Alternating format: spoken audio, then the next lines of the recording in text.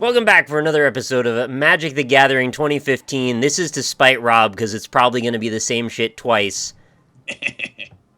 That laugh tells me probably yes. I like to do cool intros. Rob's fucking with my head, though, so I can't handle it. Anyway, I'm here. I'm Rockley Smile. That's AlpacaPatrol. That's Last Grey Wolf. It's true. Now we're going to play Magic, and then we're going to stop playing Magic and continue talking afterward, and somebody's going to get upset about it. That's all I know. Most likely. There's a possibility that it does. Why does the skeleton man in my intro, he had like a string of anal beads on the end of his staff? Oh, it's because he likes to put them in his rectum and pull them out slowly. That's what those are for. Yeah, that's fair, I guess. They're usually tapered, so it's not too jarring to the anus. Is that why they do that? Questionable hand so. I've ever had. Yeah, mine's pretty questionable as well, but I'll take it. Yeah, mine's also rather shitty, so we're all in the same boat. We're all shit boat. Flying over the shit river. Welcome to the shit boat.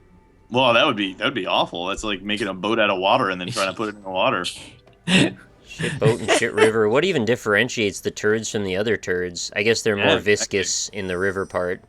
Viscous. Viscous turds. It just sounds nice. It sounds like you're saying discus. The thing I just said, you jumped to somehow correlating with it just sounds nice.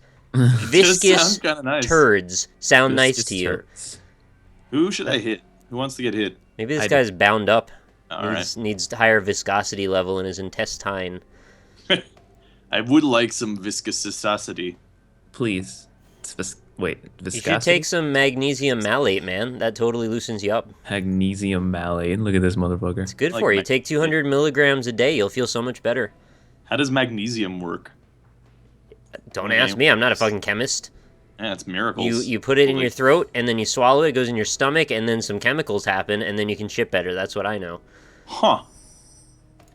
Totally true, too. The more you know. It's a true story. The more you know. Oh, it's a wolf. He's wandering. Yeah. Yeah, I feel like I'm the wrong person to have that. Yeah. That wolf is wandering. That wolf is among us, I'll tell you that much. He really is, yeah. That game's really well done, by the way. It's a good game. It is a good game. I will avoid spoilers, but I say the ending wasn't very good. Is it not? No, I felt very underwhelmed. But the thing is, it's done in seasons, so there is no real ending. That's true, too, yes. There will be more, so I guess I can understand that. You just wanted it to be exciting on its own level. I mean, I enjoyed the final big scene that happened shortly before all the other scenes afterwards. I haven't seen it either, so you don't have to spell it out. I've only seen the beginning twice. This could, no, I'm just gonna let this happen. Sorry, Rob. I know what you want to do, but it's not gonna happen. That's fair. If you didn't have Bro Slide Elemental. Slide. Brock Slide. Brock Slide. Oh wait, his name is Brock, and he controls rock-type Pokemon. I just figured that out. I know, it's crazy. It's B-Rock. B-Rex Rock. B-Rex is Rock. Didn't say that right at all. I'm sorry. Oh, you got quests for the Poop Lord. Lord of Poop. Yeah. See how long it lasts. Are you fecal-philiac, Rob? I really hate that card. Poop. He wants to destroy the quest for the Grave Lord. Did you say, Nick? I believe that Rob is obsessed with poop. I like poop, yeah. I said a completely different word. Goop? No. Never mind. Don't worry about it. Is that the thing that does the thing? Floop. No. Oh. Scoop? Poop. Floop. My Scoop. Poop. Go for it, Rob. I can't even think of what you could have thought I said that would be so controversial that you needed to stop and think about it. I heard like half of a word, and it could have been a different word, but I wasn't sure. It ended in iliac. Okay, I said fecal-philiac. That's somebody who's obsessed with All poop. right. See, I didn't hear the fecal part. So you think I said that Rob has celiac disease? Yes. That he has a gluten intolerance. That's what I said. 100% what I thought. Sometimes you gotta have a gluten intolerance, you know? I wouldn't just throw that accusation out there without a little bit of information to back that up. Just a little bit. It doesn't need to be much, just like... Butt smell pee. What? It's true. Is it though? I don't think it is. Yeah, it is. Guys are But fucking let's crazy. be honest. You want to talk about any kind of like video game stuff at all? I don't know, man. I feel like we rocked the video game world with that last episode. Like that was pretty good. Yeah, that was good. I wish that YouTube let me upload it. Yeah, what's going on with that actually? Yeah, that's YouTube's just like, hey, we're not gonna process your video after you upload it 3 times in a row. So it's actually currently processing right now as we're recording this, and hopefully it's going to get out. But so I looked for your version to put the link into my video, and it just wasn't there. Yeah, like, I don't know if you like overslept. Maybe I'll check back later, and then the day ended. You could blame YouTube for that one. Classic YouTube. Yeah, it's the Skype of YouTube. It's actually that. Yeah. It is actually the Skype of YouTube. Pretty much. Yeah, that's fair. So October's a pretty big month for fucking gaming, Rob. How do you feel about video games? Shadow of Mordor is really good. It is really good. How did you get 4 health? Or played a Radiant Fountain. Oh, okay. Well, I lost. No. Remember what happened last time you said that? You won. Yeah, I didn't win. No, I didn't win. You did win, actually. I remember it very well. Last episode, I was very close. It was 2-2 health, and I died. No, not the last episode. The episode before that, when you said you were going to win or lose. Yeah, that's true. It's an excellent point. His point was excellent. I like where things are going with this game. I will say that Shadow of Mordor is very good. Like it really good. It does a lot of things very generically, but it also does a lot of things very creatively. So it balances out its generic RPG-ness with a lot of flair. With a lot of OP-ness. It's really good. It's I keep saying really good, but like break it down. What's so good about it? Why don't you like I was really expected to be disappointed by the game because it's a Lord of the Rings game, and those are mostly terrible. Well, not just that. Actually, Lord of the Rings has a pretty good history with video games. 2 Towers. Like, it's like a 50-50 shot. Yeah, like Two Towers, Return of the King was those are like some of the best movie tie-in games ever. And then the RTS. Yeah, right. And the Battle for Middle Earth is great. And Lord of the Rings Online, which failed real hard. Yeah, but people really like that game though. People still play that. So like, people enjoy the Lord of the Rings Online, but then, I think it's like a 50-50 shot, which is better than most movie franchises, I'd say. Austin, why are you doing that? You're trying to feed his Rockman. Well, you could not block it and not feed it. And then he'll I don't want any more damage. Yeah, he'll also get a 4/4 flyer if you don't block it. Then kill it. Or I'll get a +1/+1 on my Rock Slide Elemental. If you don't kill or kill it, either way it helps me. Yeah. I guess he gets the 4/4 flyer and a 5/5 I do. quest for the Gravelord zombie. Oh well, but also, I was expecting it to be bad, not because of that, but because Warner Brothers were like, they were not giving out review codes. The embargo was until the day of release. Like, they were super secretive about the game. And, usually that's because the game is bad, or at least recent past history has shown that that's because the game's actually bad. So I was like, all right, well, I expect it probably to be bad in that case. But I've been playing it, and I think, honestly, it is a contender for Game of the Year. Wow. Like, straight up. Okay, yeah, so my question is, what's wrong with WB when they find out that the press mostly wants to give it positive reception, and then they start putting DMCA copyright takedown notices on videos? Yeah, they're still doing that, which is like, shitty, and it's like, but that's WB, I guess that's what they do. Yeah, I don't understand it either. You want to suppress people saying good things about your game? Yeah. So that's actually double negative press for you? Yeah, they're very strict. They are being weird because it is such a good game. Like, they didn't need to do any of the things that they did. Turned a good situation into 2 instances of separate negative press. Yeah. You could have just not done anything and been happier. I don't get it. Okay. I don't know if that was... I think they're possibly the most backwards at this point of any publisher that I'm aware of when it comes to YouTube videos. It was weird. Maybe worse than Nintendo. Maybe. They're okay with you putting up videos as long as you don't monetize them and they're under 5 minutes long, is what I've read.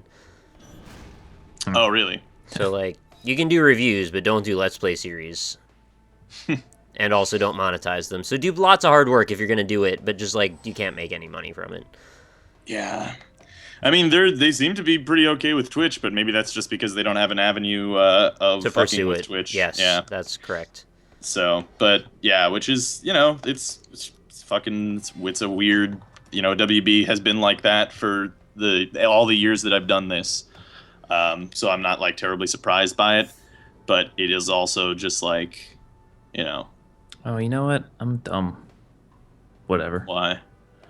I'm just a big dummy. Oh, did you not give it to your lifelink guy? Yeah, I probably should have, even though it would have been less. It still would get me more angels, so it was the correct thing to do. True that. Would they not be able to silence the VODs? Because that's the same system? I'm sure, yeah. So that's their avenue. To do that. See what? Get your 4/4 angel. How did you do? Lone Missionary. Oh, when he enters. Okay. Whenever I see Lone Missionary, I always think when he dies. Oh yeah, the Griffin guide guy. Right. Yeah. But yeah, no, I don't know. I don't know either. It's a weird. It's like a. The WB has been like that, and but that's sort of why I thought that it would be bad. But honestly, like I said, I think that's like a contender for Game of the Year. It's really cool. It has a bunch of just really cool mechanics that like. Right. Make it fun. It makes it fun. Yeah. And that's why I give them like I give them the okay for what they like. I guess I forgive them because as far as I'm concerned, like making a very, very good game is not a requirement these days for video game companies. So to see that someone actually made a very, very good game makes me happy. That doesn't factor in for you though. Like if they have a bunch of shitty stuff on the side.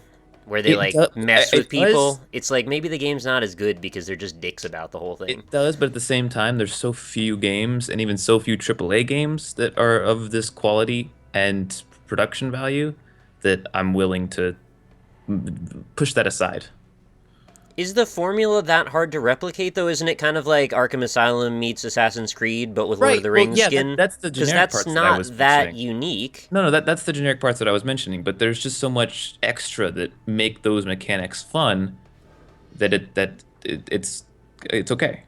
I'm the only one out of the three of us that hasn't played it, so I guess I'm kind of fishing for details about what makes it so good. Okay, so like just to give you like a brief overview of the game.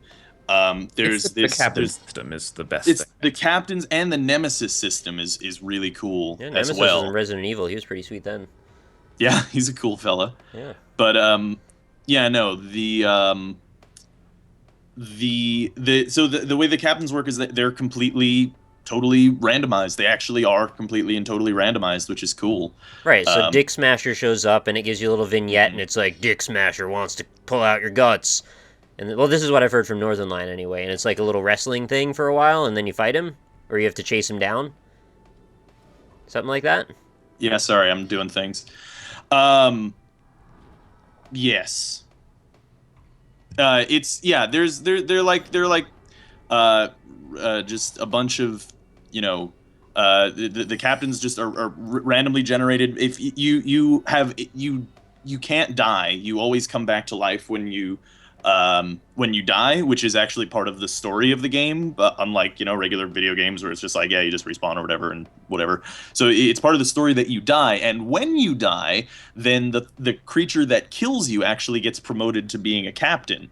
And he has his own he has his own specific like attributes that and things like that, and they kind of work like Diablo 2 endgame creatures in that like they have different vulnerabilities and invulnerabilities, right? So like this guy is invulnerable to ranged attacks and stuff. Like you played Batman Arkham City? A little bit, yeah. You remember the Mr. Freeze boss? I don't know if I got that far. Okay, well, it's sort of like every enemy is like the Mr. Freeze boss, which is cool because, you know, it's like that was the most exciting. So Mr. Freeze got promoted to captain then, Captain Freeze now.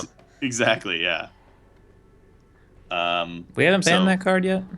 I have No. like 20 times. He just refuses to change it, so I don't know. We didn't ban the card. No, I personally have banned it, Rob. I'm banned gonna this personally card. ban it now as well. I'm just gonna do that. Really, compared to the Nimbus Wings and the Viscopa Guild Mage and all that Yep, nonsense. they're this fine. motherfucker right Nimbus here. Swings is the most basic shit of all time. He got a 6/7 flying lifelink creature Big off deal. of a 2-mana card. What? It didn't have lifelink, and it was Crest the Gravelord. It was already 5/5. With the whatchamacallit, the Viscopa, then I that didn't have enough combos. land to do it. I didn't have enough land to do the combo. Only 5. I don't know why you guys hate this card so much. It's not that strong. It's extremely strong. It's strong, but I've made 3 decks off of my own blood, sweat, and tears of playing this god-awful game. And you have all the cards, and you can't make more decks. I don't get it. I can. But you know, You don't even have to make a new deck. You can take that card out of that deck. Just and take the then- card out. I mean, it's the only thing that kept me alive so far. I mean, like I haven't been like winning games. Well, like I have Inferno Titan. I haven't like won every game. I actually have a pretty low win the rate. games you lose, you I'm don't. about to Inferno Titan. lose. I'm actually about to lose right now with Inferno Titan. I don't know if Yes, I am about to lose. you got 2 turns. Yeah. It's all pretty ambiguous right now. Nobody knows what's going to happen. Anything could happen. No need to be upset about it. You just wait it out. I'm just saying that card's not that strong because it's not gonna win me the game. I'm like I said, I'm about to lose. Oh, I made a mistake. I'm a big dummy. I'm sad. You only got 1 card. How the hell did you make a mistake? Oh, because you're gonna sacrifice your Bloodghast and bring it. Okay, Right. you are a big dummy. Sacrifice the Rock Slide Elemental. That would help me Yeah, a lot. do that. That'd be awesome. I'm not gonna do that. You can do a little dance. Make a little love. Make a little love. Get down tonight, yeah. Down tonight. So direct about it. He wants to get down right tonight. Like, it's not like 2 weeks from now. Not next week. Not 2 Wednesdays from the second Sunday of the month. Get down tonight. Just cut all Just the tonight? bullshit. Yeah, we can get down tonight. I'd appreciate that. Let's just get down tonight. Is what I think we should do. It's nice knowing you, Rhino Bro. Actually, what the hell does that even mean? Because the line before it, make a little love. Oh, is that just reiterating that he's going to make a little love? Oh, I need a big draw here. Probably. I need like one of Get 2 down. things. So what else would get Oh down no, even that's mean? not gonna help either. Shit, I think I'm just fucked. Oh, maybe they're stuck up on the top of like a water tower. And they're going to do it for a while, and then they're going to get down from the water tower so they don't freeze to death up there. Mm-hmm. It's a possibility, yeah. I mean, I don't know where the dude was when he wrote the song. Mm-hmm. Mm-hmm. Yeah, I that's like true. that song. A little context would have been nice. I also appreciate Brick House. That's a nice one. Mm-hmm. Oh, thanks, She game. is a brick house. Down, down. Down, down. Okay, let's she's extend that metaphor. Mighty, mighty. And she's letting it all hang out. Is that like the porch? All of it hang out, yeah. That's like She's a brick. Down, down. the door is broken and there's like a bunch of shit flowing out of the house onto the porch. Is that what it is? Mhm. Is a one, only one. Don't burn the ball. How could a person be a brick house anyway? Break it down now. Break it down, break it down, break it down now. Break it down, break it down, break it down now. She's very secure in herself, I guess, would be the first thing I think of. You know, I'm gonna say I'm pretty sure Nick's gonna win this. Yeah, no, Nick's definitely gonna win this. I mean, I know that I'm not. So I think you can't kill me, so I do believe you're going to die. But I believe Yes. that leaves me wide open to Nick, so I might have to question that decision now. Yeah, that's a I good mean, point. don't overthink yourself. I don't know what my moves are gonna be. I got dicked on by land draws, unfortunately. Yeah, I don't think By Andros? Yeah, The and big polygonal Fuck face? Andros. Spit a bunch Well- of polygons at you?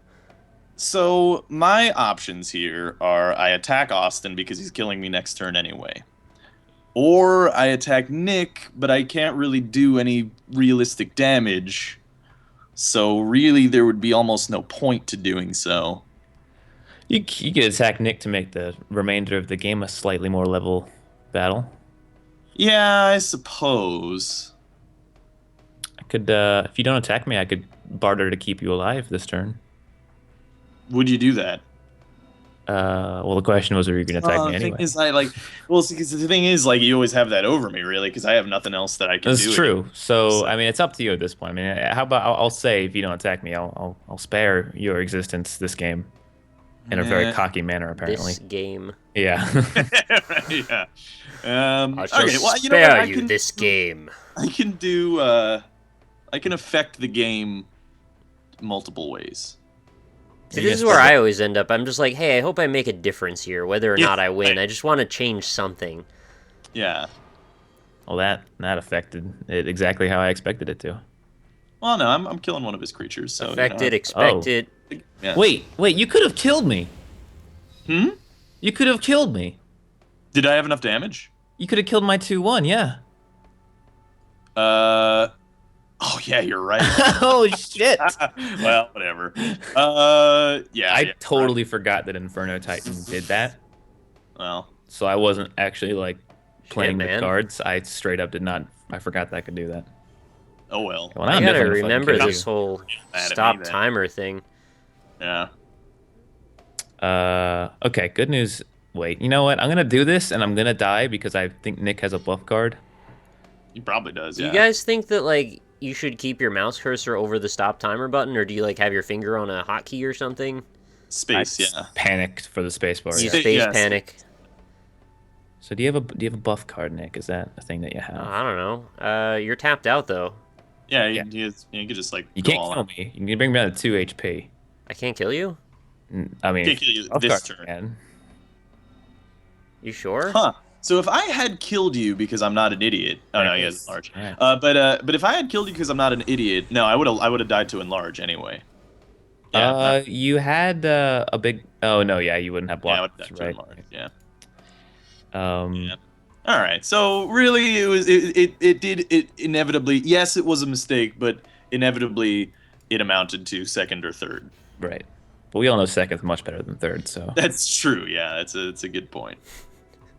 But I affected the game in a way, and that's important. I would have won easily if my cards weren't anus butts at the end. Like all I needed was lands. I had two Yeah. very, very powerful cards that I could have drawn. You See, also and look, fucking I had Vin Inferno Diesel-y. Titan, and I didn't win. This is true. Well, And Austin's deck fucking took me down to like almost no health again. So I don't know why you guys think Inferno Titan's so OP. It's this life and killing life and all that. That's the most OP. life leads Out of all the to things. leads to life. Yeah. It's I really shouldn't not have Inferno obviously won that. I mean, I had nothing going on You on did my fuck side. all the whole game. Well, but it's the way that was Magic classic goes. Magic. Like we've gotten away from me and Rob murdering each other and Nick cleaning up. Well, but that was how it used to be. Yeah, that's how it's supposed to be. Let's be Man, honest. that's so insulting. Didn't even think about it that way, did you? I mean, but it's not a lie though, right? I mean, I don't know. I guess since I didn't make the deck, I can agree with you and not feel quite as bad. Now I can't. okay. I'm happy to take cleanup rolls. Sometimes I get to do that, but usually Austin attacks me. So Well, I attack every opportunity I have an advantage, and you usually have. I'm not gonna lie, Nick, your deck tends to not be as powerful as Rob's in the early game. And maybe that's his meta strat, so that doesn't show off that he's scary at first, and then Is this literally the first time we played Magic together, Rob? Have you not seen my strategies by now? yeah, I know. Yeah, to use the but yeah. I'm I just sounded saying like Inferno- Malls when I said that, didn't I? That was weird. I can see that. Yeah. Yeah. No. Inferno Titan's not that strong, man. It's real strong. I mean, it's strong. It's a strong card. it's very strong. Be The banned. it's probably the strongest red card in the game.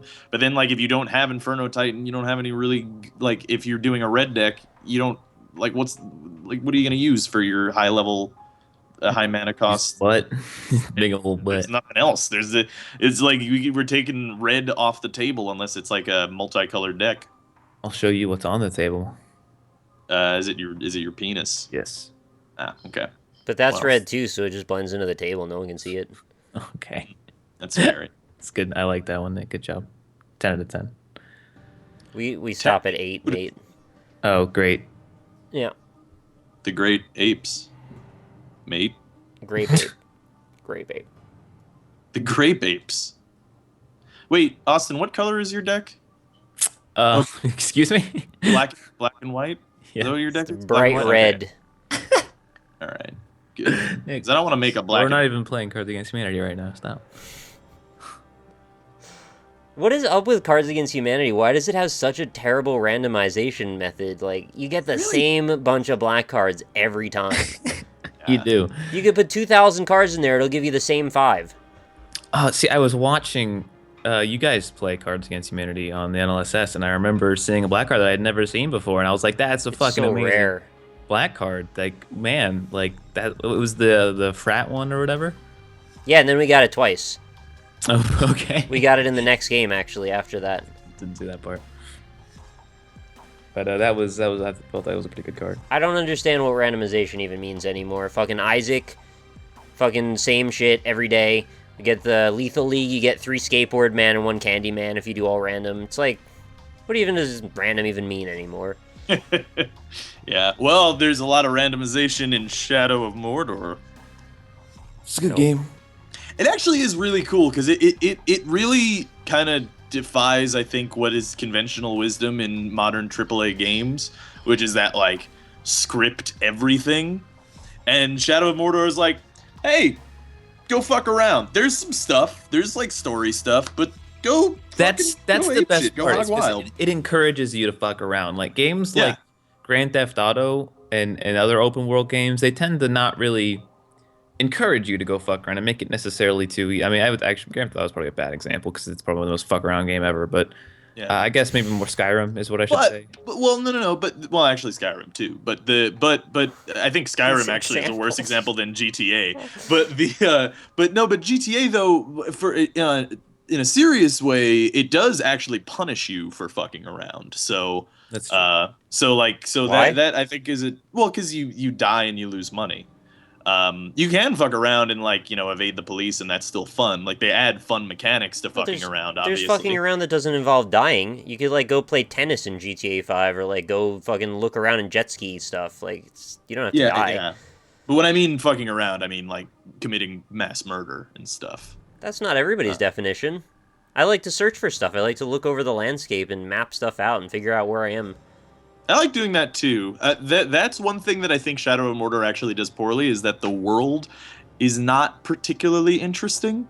Now, before I get yelled at, I don't mean the world of Lord of the Rings. I don't mean Middle Earth. I mean, so you're insulting J.R.R. Tolkien right now. Yeah, J.R.R. Tolkien and everyone all who of his likes fans. That author. Exactly. I hate them all. I would say Middle Earth actually doesn't lend very well to cool environments for video games because of its spread out nature. All the really cool shit's super far from all the other really cool shit that making a cohesive Lord of the Rings game would be folly anyway.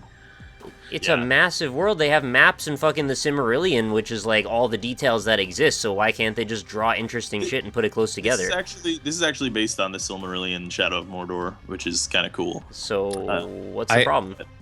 The issue is that it's all black rock. That's the issue with Shadow of Mordor. I get lost a lot because everything looks exactly the same. And I mean, that is, it's meant to be that way because it's Mordor, but... Yeah. It is a bit of a shame. The environments are a bit drab and boring. You can't go visit the Hobbit houses and go hiking in New Zealand? No, that would be the best. I thought that was where the setting was. You go into the mines of Moria, fight the Balrog, and fucking fall in a pit or something. No, you live right outside the Black Gate, so you're just chilling in Mordor pretty much. Wow. And there's the only humans that exist are slaves, and everything else are orcs that all want you dead. Expansive world, my ass. More like expensive world. Do you want to go fight Sauron? You better pay up. Yeah. Bullshit. No. I think the environment. Well, I won't say the environment is the worst part because the weather effects are actually really fucking awesome in that game. Also, super pretty. Holy shit, that game is beautiful. That game looks like I thought Dark Souls 2 was going to look. Don't say that. It seriously. You're giving me PTSD, man. Gorgeous. I don't want to talk about that. It's so gorgeous, and the combat is Batman. It is literally just Batman. It is Batman. I would say it's more fun though. It's just it's the same thing. It's Batman. No, I know, but there's just more flair to it, I should say. It What feels they more need satisfying. is it's Well, there's sticky more combat murder. where you fly back and forth between multiple opponents and try and counter them whenever they're about to hit you. It's not like it's real combat. You're just kind of flicking sticks around.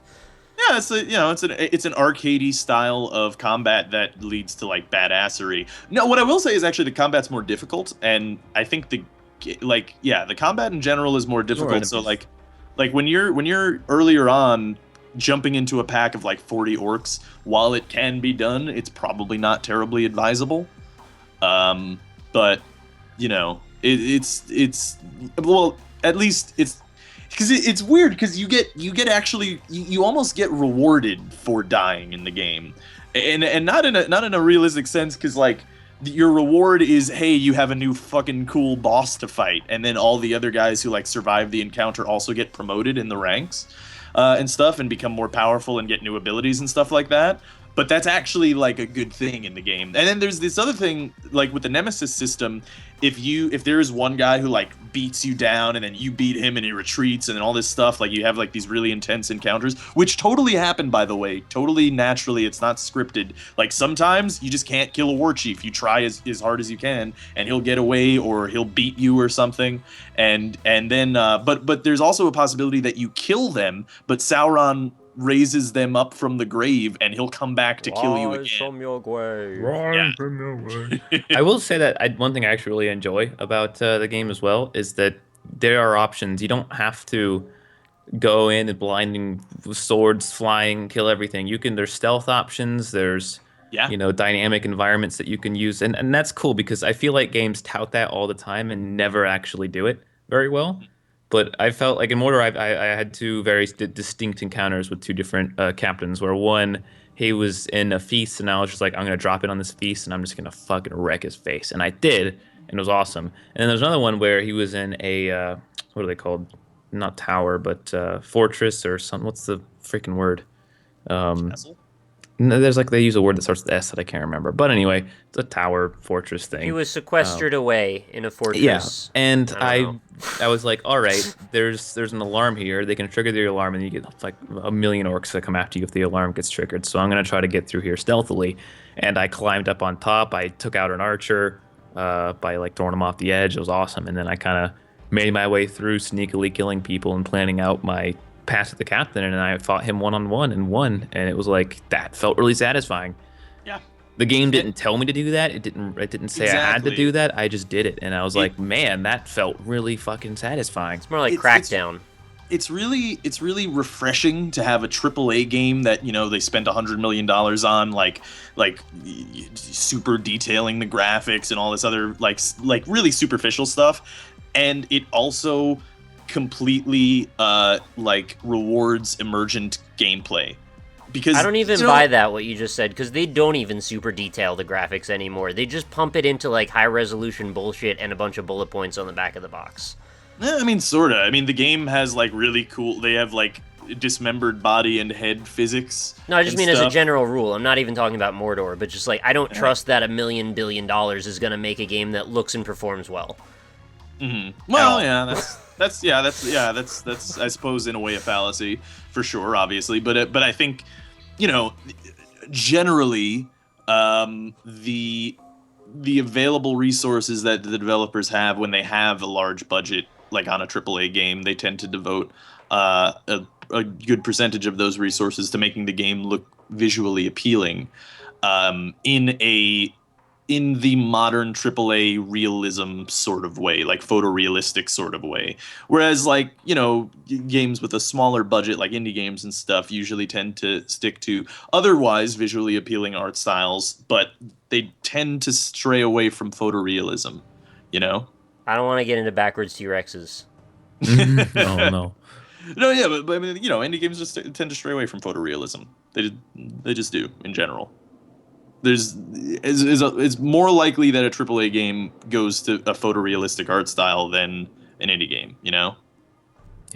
Well, if you're gonna say that none do it, then yes, it's definitely more likely. Yeah, I thought you just said none. No, I said mostly. Okay. Like most indie games don't do photorealism, and most AAA games don't most AAA games do photorealism, as their art style. And it's nice. I like it. I like it sometimes, and I like, more stylized art styles other times. But the game looks beautiful. Like, the weather effects are great. It plays well. One thing I will say is that the very high graphics settings are like, the port actually is I think really good for a port. Usually ports are pretty bad, but the port is really good. However, the one sticking point about the shittiness of the port is that very high graphics, or like ultra graphics, look there's almost no difference between that and high graphics, except it tanks your frame rate super hard, because what they did is they just up-res the graphic, the texture, all the textures, and like totally just like didn't compress them, and it's like super not optimized, and like no one can run it super well. What that usually just means, though, is that they're catering to newer cards that have much bigger RAM devotion to textures. So your card just might not have enough RAM on board for it. No, I mean, this is like pretty much everybody. No one can really play it on the Ultra. They might have future-proofed it then, and like maybe the next line that's coming out is going to have like 16 gigabyte buffers or some shit. Maybe, but I mean, the thing is, like I said, it looks pretty much no different. Yeah, like there's unless you're looking real close, I think there's no obvious visual differences between the ultra high res textures and the high res textures that don't lag out every single card. Right. I mean, it could be also unoptimized. Maybe there's stuff that's happening off screen that you can't see. That's what people are saying. People are saying that it's like an unoptimized thing, like the files are just super big, and it's fucking like Watch Dogs. It's just like it's kind of just broken. Yeah, that's what people are saying, is that the ultra res graphics are just broken. And maybe someone will mod it and fix it, because that would be nice, because my computer can run the ultra. It's just, and like a lot of people's computers can run the ultra, but it just doesn't kind of work. But yeah, no, the game's super pretty. It values emergent gameplay, which is so hard to find in AAA, Yeah, everything about the way the market works doesn't reward free experience. Not at all, yeah. Like, for the most part, it's all like the super scripted stuff. Or even and then if it's there's not, the crossover it's like the where you illusion of emergence. Yeah, you get the open world games that are even very scripted on top of it. Yeah. So yeah, exactly. It's kind of weird how that all goes. It is unfortunate, because I see like even games like GTA where they're just moving towards more just everything is scripted stuff, which is like, it's kind of... Right, and then you're surprised when a game like Minecraft does really well, because it finds a niche that no one in the major AAA space is trying to fulfill. Mm-hmm. Yeah, I think honestly, Shadow of Mordor takes a page out of Minecraft's book, not because, There you have it. Yeah. Back of the box quote. Shadow of Mordor is just like Minecraft. It is Minecraft. You can dig, you can build a fortress. It's the same fucking game. It super values the... Now, it does a lot of things that are like traditional AAA modern game tropes. Like, somehow, I don't know how they did it, but somehow they worked in audio logs, because every fucking game needs audio logs, man. And they worked it in. That's great. In Middle-earth. And they have audio logs, but, whatever, it's a collectible. Dude, so. I want to start a website that pays attention to that shit and, like, ranks games based on how many stupid AAA tropes they have. Like, does it have quick time events? How many of them are there? Yeah. Are there barrels everywhere? Does shit explode? Like, the same kind of bunch of exploding stuff. barrels. There are a lot of exploding barrels. And they're fun. They're super fun. They are actually really fun, yeah. Yeah, a lot of the environmental stuff is cool. I'm actually really excited to the DLC, because... Or for the DLC. By the season pass. I hope that it's the same developers who worked on the game that are going to be doing the DLC. Good luck. I know, because I hope they stick to what made... I hope they know what made Shadow of Mordor good, which is like I've been saying, rewarding the emergent gameplay, because all the DLC should be, in my eyes, is adding more emergent elements. Because like when you add an emergent element to, like, say like Starbound or Terraria or something, if you add in one new thing, it is an exponential increase of content, right? Because the way it interacts with everything else unless you cordon it off after a point, yes. Right. So that's what I hope the DLC is, and not like hey, here's a quest line of stories with you get to go talk to Saruman and stuff. It's like, I don't care. I don't give a shit. Like, I actually could barely care that it's even in the Middle Earth world. The gameplay in and of itself is fun. It could have been cool in any other scenario as well. So if, for example, they decided that the DLC takes place in the player's mind when you're dreaming, how would you feel about that? Would that be a positive? If it adds more emergent elements to the gameplay, sure. Why No, not? totally separate area, has no bearing on the actual game world. It's just in your head. I wouldn't mind a separate game area, but like I said, the thing that I would like is there are more ways to kill people. There are more things that you can do to influence the environment. Because I'm skeptical that they would do that. I am too, and that's I don't think they will. But if they do, the DLC would be great. It'll be like, oh, we found the Goblin King, and he lives slightly to the left of the furthest place that you've ever explored.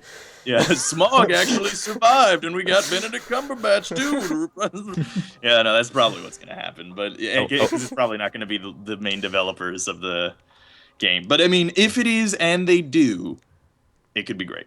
Because I would love more of that. But You'd like love more doors of that shit. explore. Yeah, more of the doors. More doors. Explore more door with the DLC. Yeah. The Nemesis system is fucking brilliant, and so is the Captain system in general. It's have you done a revenge kill for one of your Steam friends? No. I see. I actually haven't progressed very far into the game because the unlock system actually there are two kinds of unlocks. Like you unlock by gaining power, or you unlock unlocks by gaining power. Wow. And then you also unlock unlocks by completing story missions, specific ones. So I haven't progressed particularly far in the story because I played like 3 hours on stream, and then I can't progress anymore. Except all I've been doing. I mean, how many hours do I have in this game now? I'm actually curious. 6.9. So exactly. I have 4 hours and 20 minutes, which is great, but also I'm only 7% of the way through the story, so yeah, that's awesome. Mordor Blaze I have Mordor 9 hours. Blaze I have 9 hours in the game. I streamed it for like 2.5, and that was the only story progression I did. The rest of those 9 hours was straight up just going around hunting chiefs and stuff. Yep. It's real fun. Like it's what I wish Assassin's Creed was too, because like Assassin's Creed, even in Assassin's Creed 2, which I really love, I think Assassin's Creed 2 is I think the best in the series and one of the best games of that generation. I like the first one the best. Yeah, the first one. They started to lose me at the once they started doing DLC everywhere. I was like, all right, I see where you're going with this. The story seemed so promising in the first one. It did. I think the story was. Well, I wouldn't say. Yeah, no, I don't want to get off on a tangent, though. I just needed to interject. Assassin's Creed 2, which I think is one of the best games of the generation, all this stuff. It had that thing, the web of not the web of intrigue, because that's Spider-Man, but the web of whatever, where you see like how this guy connects to that guy and stuff, and like why you're assassinating him and all this stuff like that, right? But it was all actually just superficial. Like it was cool to see, but there were audio logs. Still progressed. Yeah, exactly. You progressed linearly through the story, killing the targets in a linear fashion.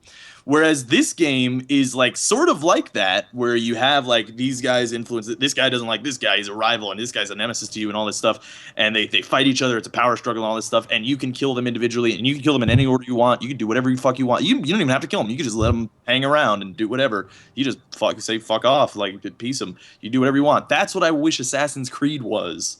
But you need orcs for that kind of politics to even be possible, because once humans get involved, it's too complicated to convey in this type of storytelling mechanism, right? Yeah, with orcs, it's always like, well, I don't like him, so we killed each other. That's the whole story.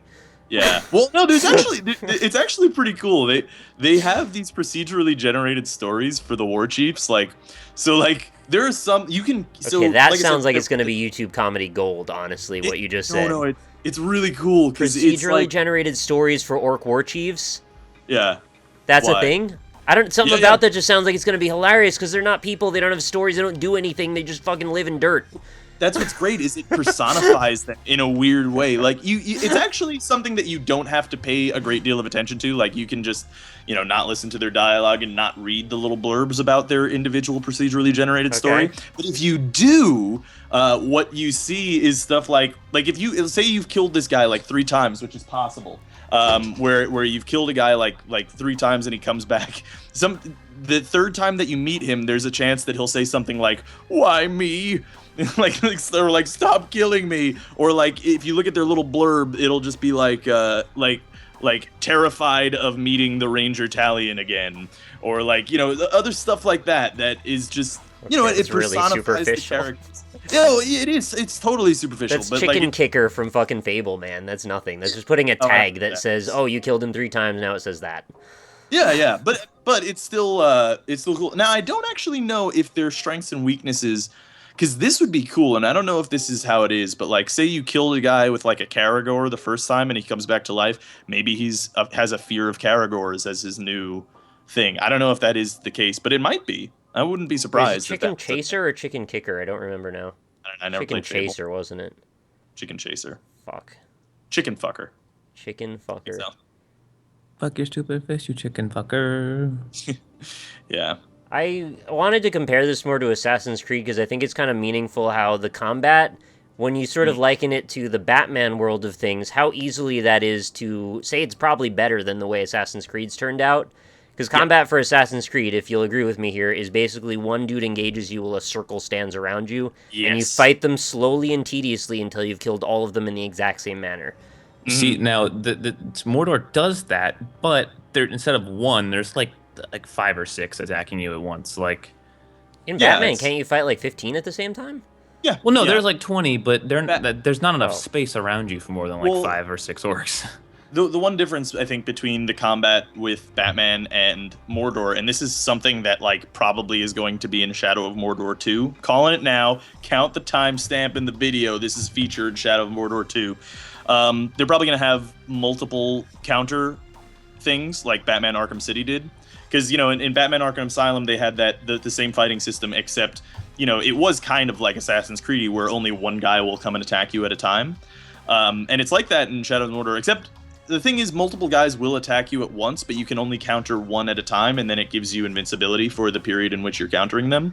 Sort of like how it does in Batman. But in Arkham City, what they did is they made it so that 3 people can attack you at once, and then if you press the counter button 3 times, you have a special animation countering all 3 of them. Which Mordor doesn't have. But it probably will. Like, Mordor 2 probably will.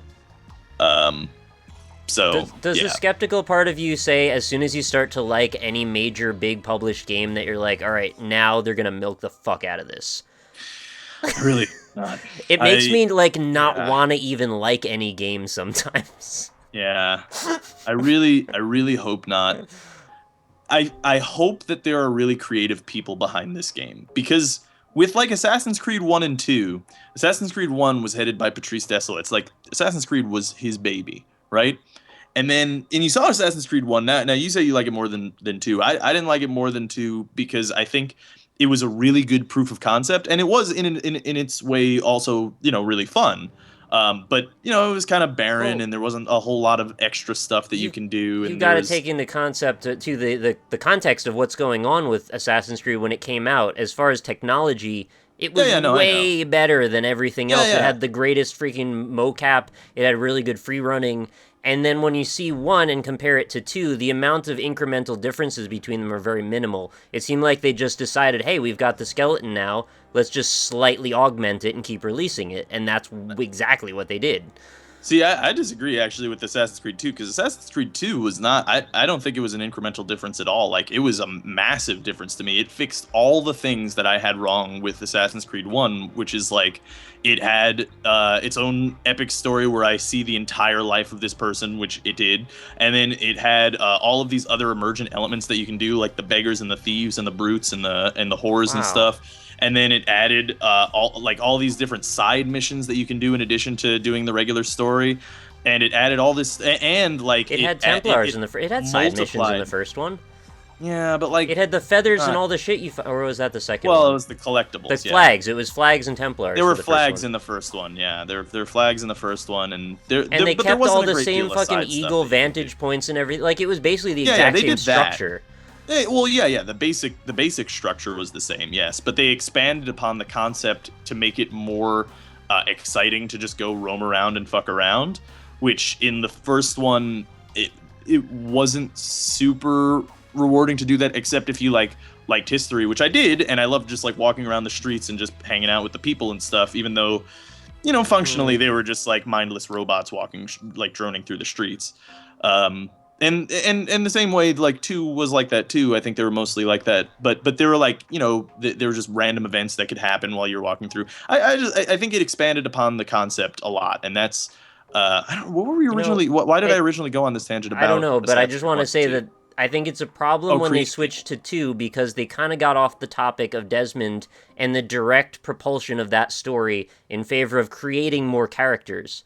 I didn't want more characters. I wanted it to be about that story through the eyes of him by proxy, and it just it got diluted at that point.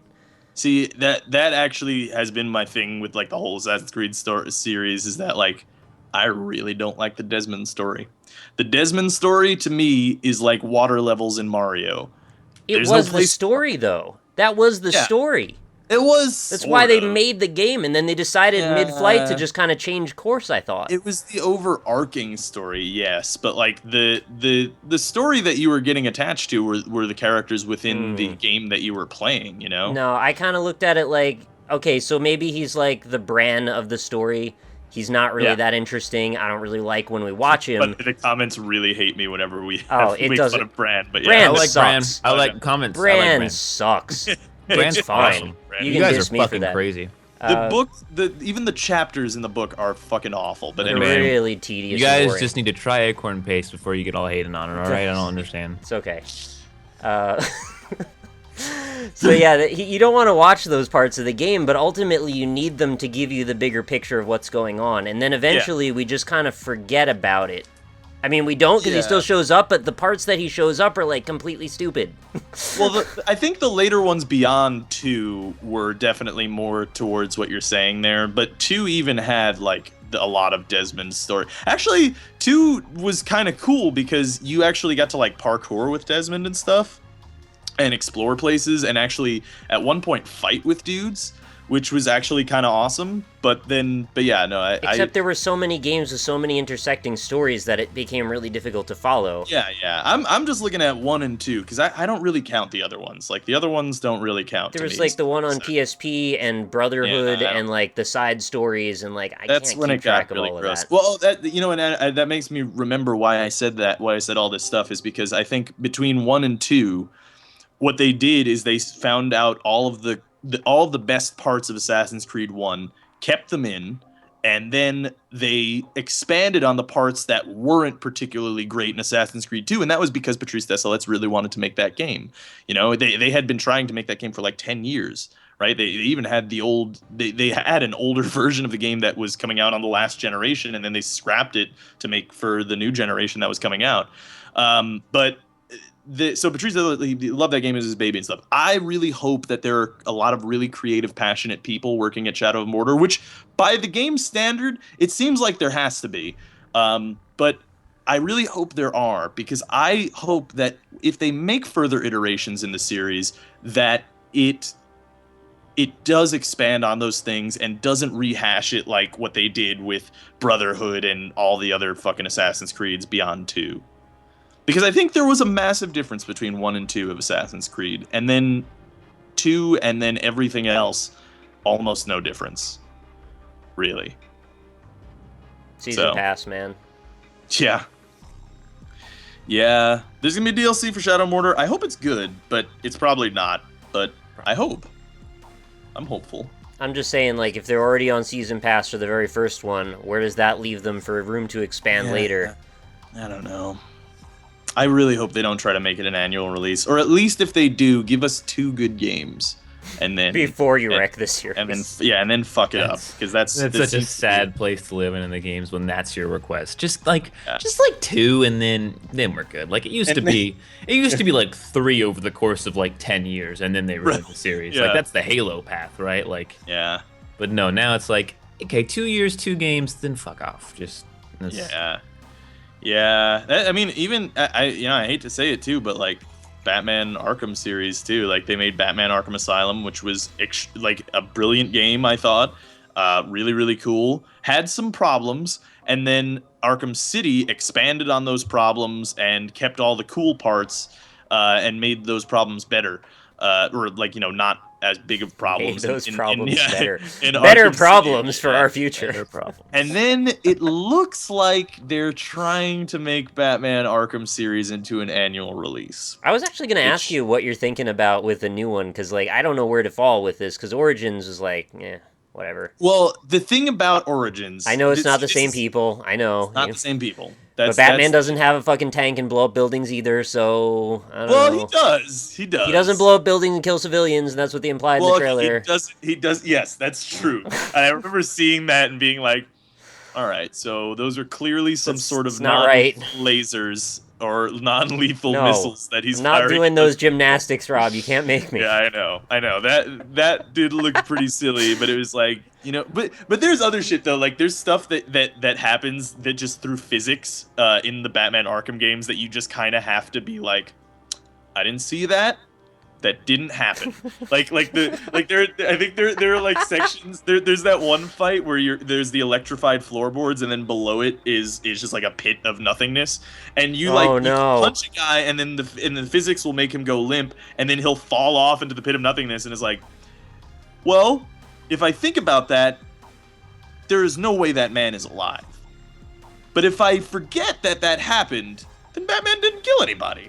So it's fine. Well, Robin was down in that pit grabbing them as they fall and gently putting them down in a jail cell. Exactly. Yeah, that's probably what happened. Just gently into a jail Joker's cell. hidden stash of mattresses were, just...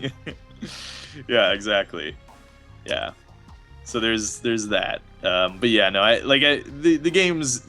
There's only so much. I think the games have done a really great job of framing the world in such a way that you can't, because you have to make it so that the player can't kill people, and people want an open world Batman, which is what they gave us, but you can't let an open world Batman completely exist without limits, like him just walking around Gotham City, because then he'll just fucking murder people. Why can't it just be like LA Noire? Why can't you just not have that level of autonomy over Batman? You can. Well, it does sort of have that though. Like they except the way that they did it is they changed the world so that there are only bad guys hanging out. Like in Arkham Asylum, you're in the asylum and it's all bad guys. That's what I mean. You use the LA Noire model to cordon off the player from places where you could harm people, and when you can, you don't give them that ability. Yeah, but see, even in LA Noire, this is why I say that I think Batman is better in that way, because LA Noire, the people will dive out of the way of your car and stuff, but you can still kill them, because I did that. And then it goes gray and it says you got fired or you went to jail or whatever. Like you can't do it, and they'd let you get away with it. No. I remember fucking murdering people by just running them over, and like it messes up your mission. Maybe it messes up the mission, yeah, if you're doing a mission. But if you're, like, driving to a mission, I've killed lots of people on the way. Yeah, I never drove. I let the other guy drive. It was boring. Yeah, right. Well, yeah, I did. But I mostly did that, but I wanted to see if they would let me, and they did. And that's the thing, is, like, if you let players do it, they're going to do it, and that kind of kills the whole Batman thing. So, but it's just straight up incompetent that they put a freaking bottomless pit in a Batman game. Like, it doesn't make any goddamn sense. How do you let that happen? Like, you're in control of the company that's making this game. You have a character in mind. You have a long storied franchise about that character with very specific details you need to hit, and that just gets through for some reason. Why is that acceptable? Well, there's lots of things, because that one's just like a quirk of physics. I think if they could have found a way to make it not, like, still look visually interesting while also, not functionally killing that person. It's not even just that. It's like parts where you can get stuck on geometry. Like, when I was in Origins, I would get stuck on the corner of a roof because I was, like, almost out of bounds, even though there was literally nothing next to me. Like, that doesn't make you feel like a powerful superhero, and you can fix that shit in 5 seconds and just make the boundary further away. I would say, don't look to Origins for criticizing the series, because, like, I think, you know, it's not done by the same people. Did you not have that happen in Arkham City as well? No. Arkham City, like, the boundaries are the water, or is the ocean. I guess I didn't play enough then. Yeah, no. There's a physical boundary. There's this massive wall that you can't climb, and then the other physical boundary is water. So there's no invisible wall like in Origins where Good for the them. invisible I wall hate is fucking is invisible snow. walls more than anything. Oh, me too. I completely agree. Like that's the lazy ass excuse for game design. Yeah, no, I really hate invisible walls too, which is why I didn't like Origins. The Asylum also used physical walls to be actual barriers and stuff, and there were imaginary limitations in that, like, I don't have the option to call in the Batwing whenever I want to, right? In Arkham City, even though Batman does, I don't. So that is in a way an invisible wall, because you don't give the character full power, but then, you know, it's the same thing as like a Metroid thing. You know, it's like it's something that we accept because it's a video game. As long as they're not pathetically obvious, I don't usually have a problem with those. But yeah, a literal physical invisible wall that blocks you, that just doesn't jive with with I don't understand Origins did that. And Knee-high Rubble is probably protagonist's biggest roadblock. That's because it actually Batman blocks never roads. did that either. Batman never did like Dark Souls 2 did that. Anything like that. Yeah. For the most pivotal point. No, I know, and that is a really bad one for me, and I know people don't care, but it bothers me a lot. That'll go down as history as one of the worst knee-high Rubble situations. It's Dark Souls. It changes the course of the entire plot. Oh man, I mean, I could just walk over this, but 4 of the most powerful creatures in the world. Let's go kill those instead. Let's just do that. Rope, moving the rope, nah. If I was that character, I could have climbed over that rubble. I'm just a regular dude. Yeah, to climb the rubble, you could just like walk around it. There was like a little hill like right next to it. You know what? That normally infuriates me in video games as well. But the thing with Dark Souls for me is that, like, it's framed in a world that's already, like, ridiculous, and the areas for the most part are kind of on a rail. So it wasn't that bad to me. I don't really care that much. See, I usually don't care. Also, I didn't pay attention to the plot.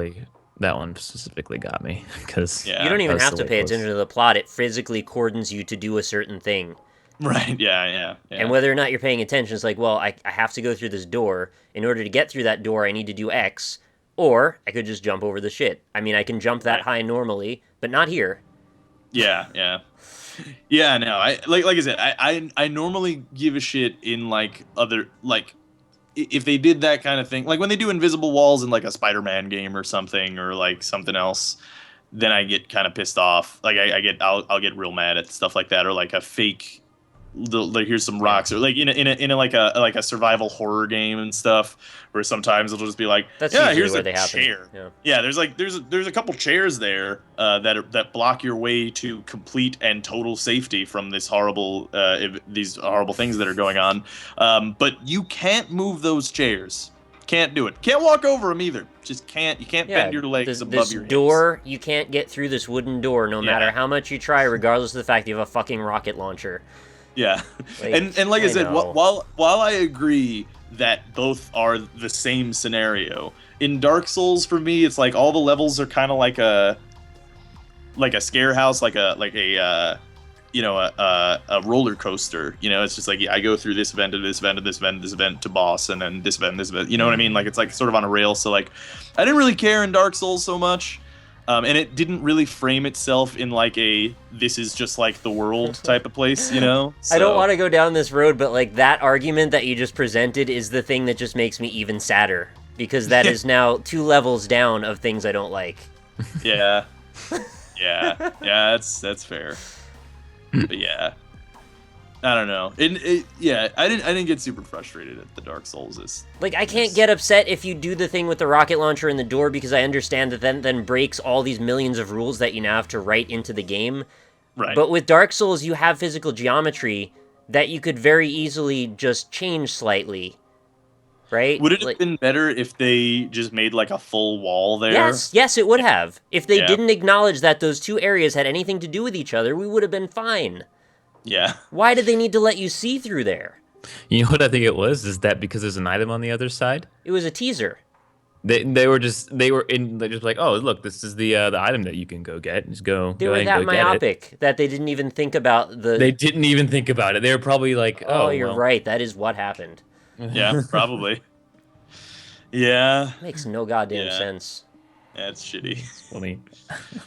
But yeah, well, we're an hour and 5 on, so all right, we're good. That was a nice Shadow of Mordor and invisible wall talk. I liked it. Yeah. Sorry for pontificating about Shadow of Mordor, but needless to say, you should go fucking play it. It's really good. Why don't you apologize? It's relevant. People are talking about it. Sorry, guys, but you should go make some money places. I don't know. Go to a nice restaurant. I'm sorry. It's really fun. As my closing words on Shadow of Mordor. Go buy a hula hoop. I don't know. I'm sorry. Buy a hula hoop. Magic. Bye, everybody. Bye. Bye.